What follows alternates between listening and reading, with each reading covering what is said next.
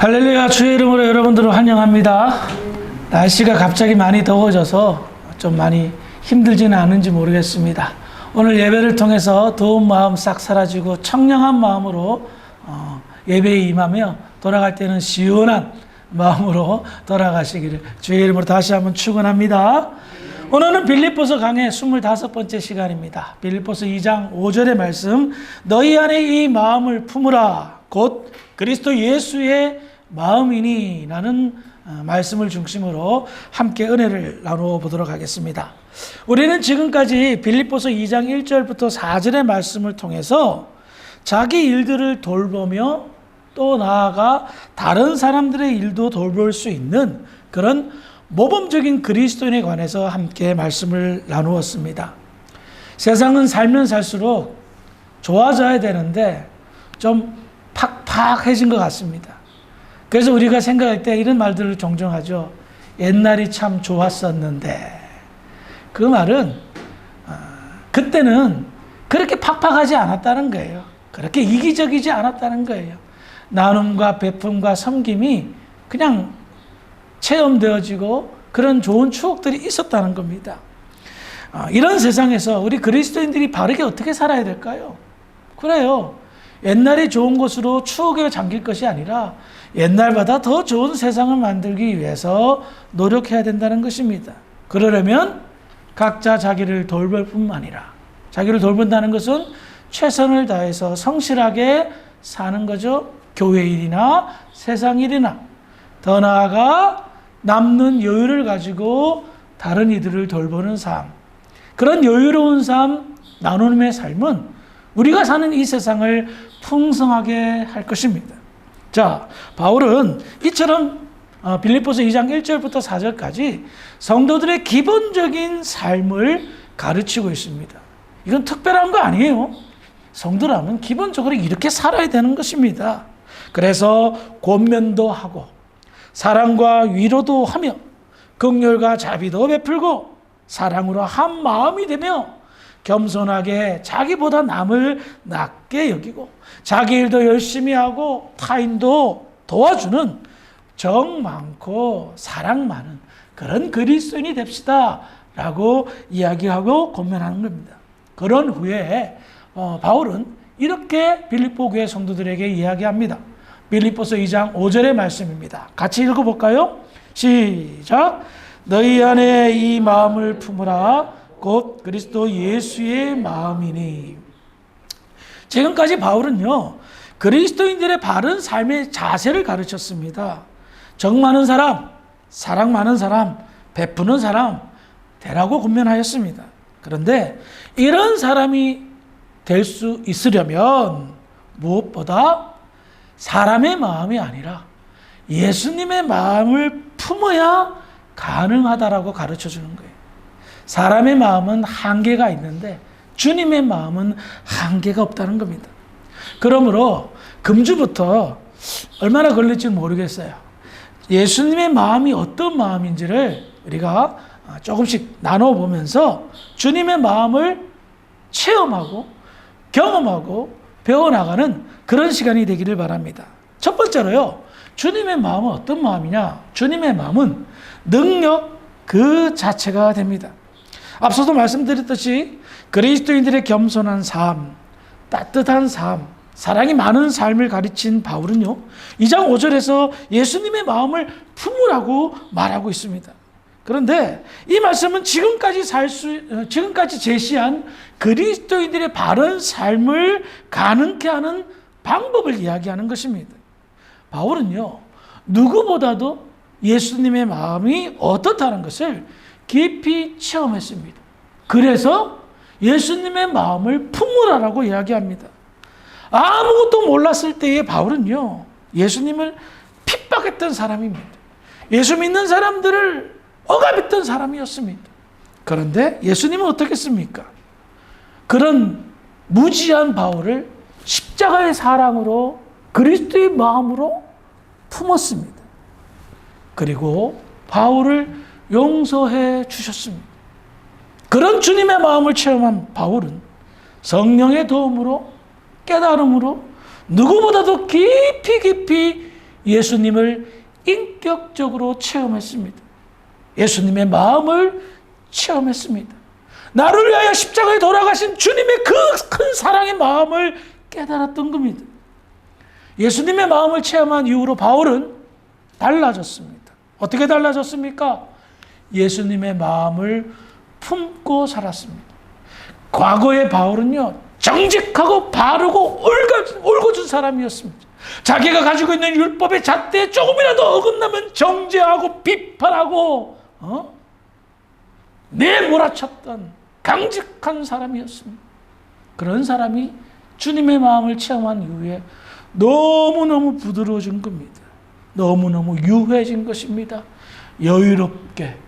그러나 잘못된 것은 사랑의 마음으로 권면하고 가르치는 강인한 모습을 보였던 겁니다. 그래요. 바울은 예수님의 마음으로 사람을 대하였습니다. 예수님의 마음으로 복음을 증거하였고 예수님의 마음으로 교회에서 사역하고 봉사하고 헌신했습니다. 이처럼 예수님의 마음은 바울의 마음 깊은 곳에 자리를 잡아 바울이 움직이는 원동력이 되어 이끌었고 바울에게 예수님의 마음은 원자로보다도 더 뜨겁고 강력하여 힘찬 에너지를 발생케 하여 주님의 마음으로 모든 일들을 할 때에 그것이 바울에게 능력이 나타나고 사역의 열매로 나타났던 것입니다. 바울의 인생을 살펴보면 그가 얼마나 주님의 마음으로 살았고 예수님과 동행하는 삶을 가장 즐거워했다는 것을 알 수가 있습니다. 그는 항상 자기 자신을 뭐라고 표현합니까? 그리스도의 노예, 예수님의 종으로 소개하고 있습니다. 이것은 무엇을 말합니까? 주님의 마음으로 살아보니 자기가 내세울 게 하나도 없는 거예요. 자기를 높일 게 하나도 없는 거예요. 오직 주님만 높이며 주님만 자랑스럽게 내세우는 게 됐던 겁니다. 인간적으로 볼 때 바울은요, 그의 이름이 높이 알려지고 드높여져도 무방한 큰 업적을 남겼습니다. 세계를 역사하는 역사학자들이 특별히 유럽의 역사를 연구하는 역사학자들이 이구동성을 하는 말이 있습니다. 서구 세계에 가장 큰 영향력을 끼친 인물은 누구입니까? 하면 바울입니다 라고 말합니다. 바울입니다. 그가 남긴 업적은 대단한 것이었습니다. 바울을 통하여 그를 시작으로 하여 유럽이 복음화되었습니다. 유럽의 복음화는요, 유럽을 지성화시켰습니다. 여러분, 지금도 유명한 우수한 민족 중에 하나가 게르만 민족이잖아요. 독일 민족. 게르만 민족이 옛날에는 야만인 취급을 받았습니다. 복음이 들어가기 전에는 야만인 취급을 받았습니다. 그런데 이 복음이 독일의 역사를 했습니다. 그 야만인이었던 게르만 민족이 지성이 일깨워지기 시작합니다. 처음으로 금속 활자로 구텐베르크 성경을 번역한 나라가 되었습니다. 성경을 모든 사람들이 읽기 시작하자 이 독일의 지성이 깨어나기 시작한 거예요. 하나님의 말씀이 얼마나 지혜롭게 하고 얼마나 똑똑하게 만드는지 모릅니다. 그래서 선진 문명인으로 도약하는 계기가 바로 복음을 통하여서 일어났다는 겁니다. 보통 사람들 같으면 자기의 업적을 기념하고 자랑하고 높이기를 바랬을 텐데 오히려 바울은 전혀 그렇지 않았습니다. 오직 예수만 높였습니다. 자기를 자랑하지 않았습니다. 왜요? 주님의 마음을 체험하면 체험할수록 자기가 내세울 게 아무것도 없고 너무너무 기쁜 거예요. 왜? 자기가 주님의 마음으로 산다는 것이. 주님의 마음으로 상대방 다른 이들을 대하고 복음을 전한다는 것이 너무너무 기뻤고 감사했기 때문입니다. 그것이 바로 바울의 능력이었던 거예요. 바울의 힘이 되었던 겁니다. 당시 세상에는 바울보다 똑똑하고 잘난 사람이 얼마나 많았겠습니까? 그런 사람들이 질비했을 것입니다. 하지만 하나님은 바울을 붙드셨습니다. 사용하셨습니다. 그를 통하여 영광을 내셨습니다. 왜 그랬을까요? 그것은 그 누구보다도 바울이 예수님의 마음을 많이 알고 주님의 마음이 이끄는 대로 순종하며 살았기 때문입니다. 여러분, 이것을 통해서 우리가 유추해 볼 수 있는 것이 하나 있습니다. 그것은 그리스도인들이 이 세상에서 진정한 빛과 소금의 역할을 잘 감당하려면 주님의 마음으로 나아갈 때에 능력이 되어 빛과 소금의 역할을 감당할 수 있다는 겁니다. 만약에 주님의 마음이 아니에요. 내 마음이 된다. 내 마음으로 한다. 여러분들 마음 어때요? 죄송하지만 좀 변덕스럽지 않아요? 굉장히 변덕스럽잖아요. 제가 목회하면서 제일 힘든 게 뭔지 아세요? 변덕스러운 마음을 대할 때. 한결같은 마음이 계신 분들 없지 않아? 있어요. 그런 분들도 때로는 약간의 기복이 있더라고요. 또 어떤 사람은 그 마음을 주체할 수 없어가지고 좋을 때는 너무 좋은데 나쁠 때는 이렇게 되는 거예요. 이렇게. 웃는 분들이 그런 분인 것 같아요. 그래요. 주님의 마음이 아니면 우리의 마음은요. 이게 변덕이 심해요. 그래서 항상 어떤 일을 할 때 그 변덕 때문에 차질이 생겨요. 문제가 생겨요. 잘 될 것 같다가도 안 될 때가 있어요. 왜? 내 마음으로 하니까. 주님의 마음으로 모든 일을 감당하기에 주력하기를 주의 이름 부탁을 드리겠습니다. 저도 흔들릴 때마다 내 마음을 한번 고찰해 봅니다. 이거 주님의 마음을 안 하고 있고 내 의지와 내 생각과 내 마음으로 움직이려고 하고 있구나. 그럼 정신을 다시 또 바짝 차립니다. 그래서 또 낮아지는 거예요. 세상에 완전한 사람은 없습니다. 평생에 주님의 마음으로 산다는 것 쉽지만은 않은 일입니다. 그러나 주님의 마음으로 살면 변덕스러운 우리 마음, 변질적인 우리의 마음이 어느 정도 컨트롤 된다는 것입니다. 그러므로 능력 있는 그리스도인들, 이 땅에서 빛과 소금의 역할을 감당할 수 있기를 바란다면 마음부터 점검해야 됩니다. 지금 현재 나는 주님의 마음으로 나아가고 있는가? 아니면 변덕이 심한 내 마음으로 나아가고 있는가? 주님의 마음으로 항상 나아가기를 주의 이름으로 축원합니다. 두 번째로 주님의 마음은 어떤 마음이냐? 헤아릴 길이 없는 깊고 깊은 마음입니다. 여러분 한번 지금 생각해 봅시다. 현재 나의 마음을 가장 많이 헤아려 주고 이해해 주는 사람은 누구입니까? 한번 생각해 보세요. 내 마음을 제일 많이 헤아려 주고 이해해 주는 사람. 자기 자신일 수도 있지만 가장 가까운 사람, 자기 자신 빼면 가장 가까운 사람이죠. 그래요. 배우자가 아마도 제일 많이 헤아려 주고 그럴 거예요. 살면서 가까운 사람에게 섭섭할 때가 있죠. 저는 거의 매일 집사람이 섭섭해하는 것 같은데 섭섭할 때가 있는데 왜 그럴까요? 내 마음을 몰라줄 때, 아니면 알면서 외면할 때, 가장 가깝다고 생각하는 배우자나 혹은 또 다른 이가 내 마음을 이해해 주지 못할 때 사실은 굉장히 힘들고 외롭고 그래요. 남자들이 고독을 씹는다 그러는데 고독할 때를 가만히 보면 이상하게 센티멘탈해질 때 외로움이 타더라고요. 그래서 어떨 때가 있냐? 나하고 가장 가까운 사람이 내 마음을 헤아려 주지 못함으로 종종 가까운 사람에게 상처를 받는 거예요. 그 사람 때문에 힘들 때가 많다는 겁니다. 그러면 생각해 봅시다. 아니 이렇게 가까운 사람이 내 마음을 제일 잘 알고 있다고 생각하는 사람이 왜 내 마음을 이해해 주지 못하고 또 어떨 때는 외면할까? 다른 데 있지 않습니다. 완전하지 않기 때문입니다. 여러분 제발 착각하지 마세요.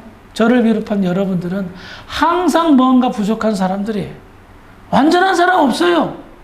자기가 완전하다고 생각하다고요? 그건 착각하거나 포장하는 것일 것입니다.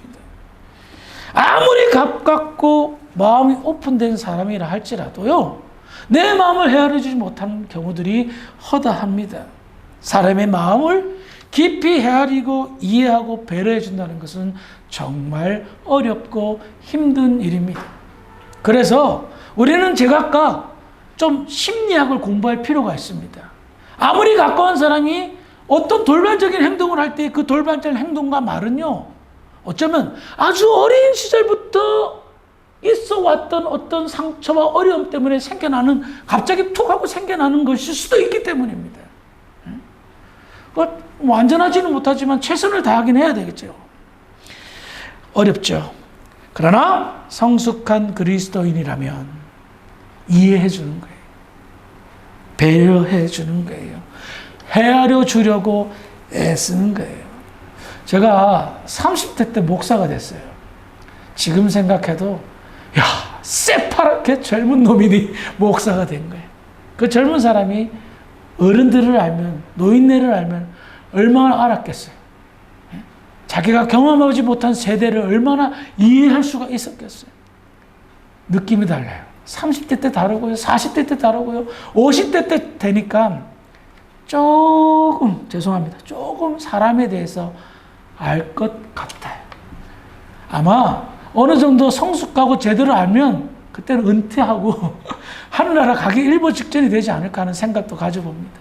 그만큼 사람은요, 미숙하고 완전하지 못해요.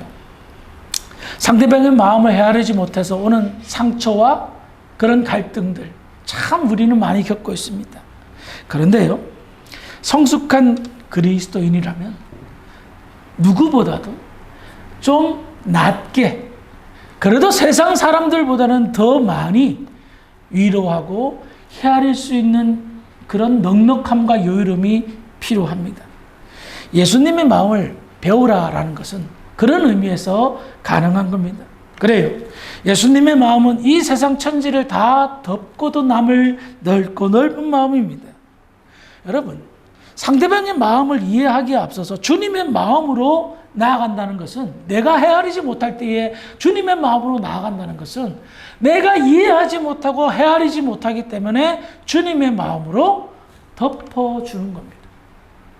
그 사람 마음 헤아리지 못하는데 그것으로 인해서 싸우고 다툴 때가 얼마나 많습니까? 갈등을 겪을 때가 얼마나 많습니까? 이해하지 못하면, 헤아리지 못하면 덮어라라는 겁니다. 좀 마음은 좀 짜증나겠죠. 근데 주님의 마음으로 그냥 덮어버리면 시간이 지나면 그 마음을 헤아리게 되더라고요. 조금만 시간이 지나면 그때 왜 그랬는가를 알게 되더라고요. 그러니 부딪히지 말라는 거예요. 모르면 덮어버리라는 겁니다. 이 세상에는 마음 깊은 곳에 상처투성인 사람들이 많습니다.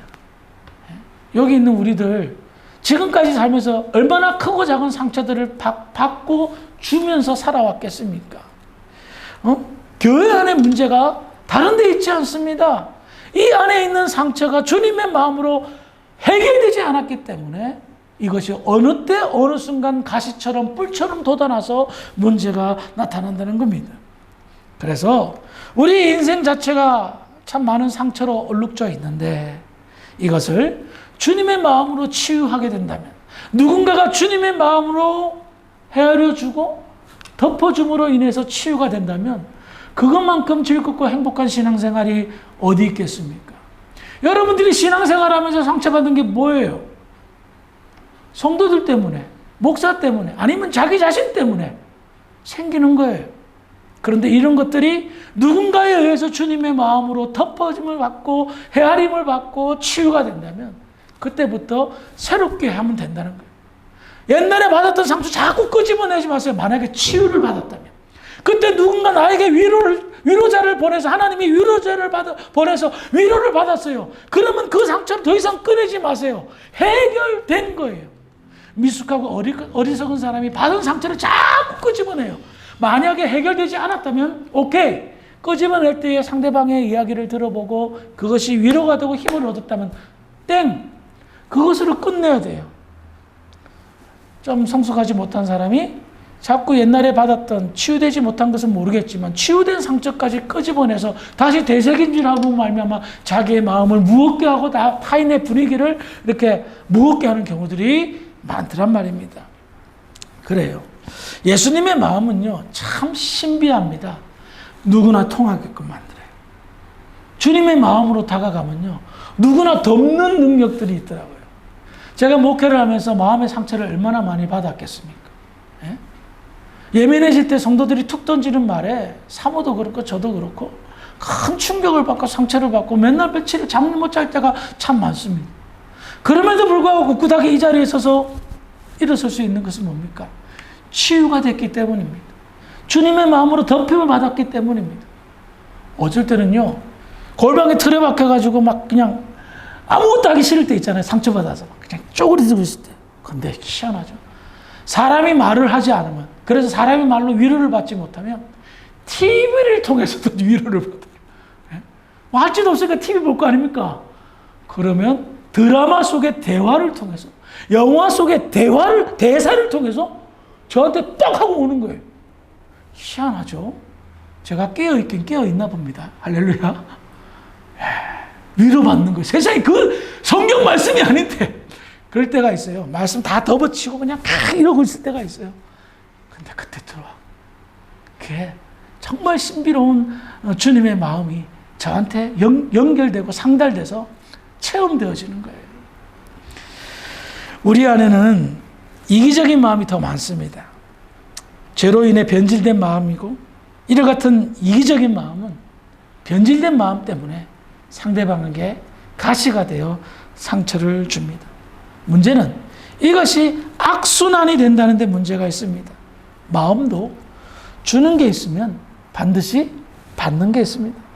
내가요, 악한 마음으로, 이기적인 마음으로 상대방을 대하면요, 상대방이 처음에는 모를 수 있어요. 그러나 한두 번 경험하면 깨닫습니다. 그 마음이 어떻게 될까요? 반드시 부메랑 되어 돌아옵니다. 아시겠어요? 세월의, 시간의 차이가 있을 뿐이지, 내가 악한 마음으로, 이기적인 마음으로, 나쁜 마음으로 누군가를 대하고 누군가에게 상처를 주면 그게 나한테 돌아오더라고요. 내가 누군가에게 섭섭하게 하면요, 나중에 누군가가 나에게 섭섭하게 하는 것들이 나오더란 말이에요. 악순환 같은 이 악순환이 신앙 공동체에 자꾸만 돌면 어떻게 될까요? 이 신앙 공동체는요, 정말 기쁨이 사라지는, 감사가 사라지는, 평화가 사라지는, 그래서 재미없는 신앙 공동체가 돼요. 교회 오고 싶은 마음이 없는 거예요. 좋은 마음을 나눠야 되는데 나쁜 마음을 나누는데, 주님의 마음을 나눠야 되는데 변질되고 타락한 내 마음을 나누는, 도대체 무슨 기쁨으로 교회생활, 신앙생활을 하겠냐 말입니다. 그래서 먼저 인식해야 돼요. 내 마음은 상당히 변질된 상태였다. 그러기에 될 수만 있으면 주님의 마음으로 내 마음을 덮고, 주님의 마음을 가지려고 애쓰고, 그리고 누군가를 대할 때 이 마음이 주님의 마음으로 대하는 것인지 아니면 내 마음으로 대하는 것인지 이기적인 마음으로 대하는 것인지 판단하고, 영적으로. 그래서 주님의 마음으로 다가가고 주님의 마음으로 전달되면 그 말의 역사가, 그 마음의 역사가 반드시 나타날 줄 믿으시기 바랍니다. 목사가 성도들을 주님의 마음으로 대하면 성도들이 얼마나 기분이 좋고 마음의 평강이 있겠어요. 그렇죠, 집사님? 너무 좋아요. 장로님이 성도들을, 또 목사를 주님의 마음으로 덮어주고 너그럽게 헤아리고, 그렇게 해보세요. 교회 분위기가 어떨까요? 달라져요.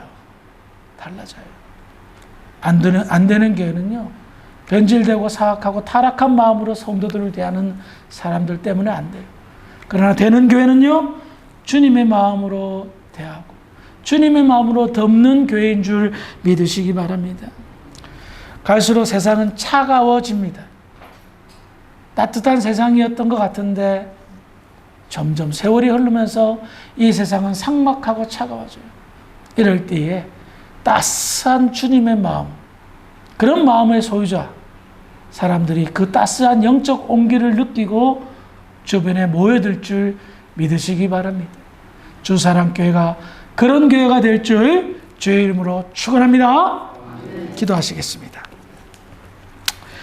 거룩하신 아버지 하나님, 은혜를 감사합니다.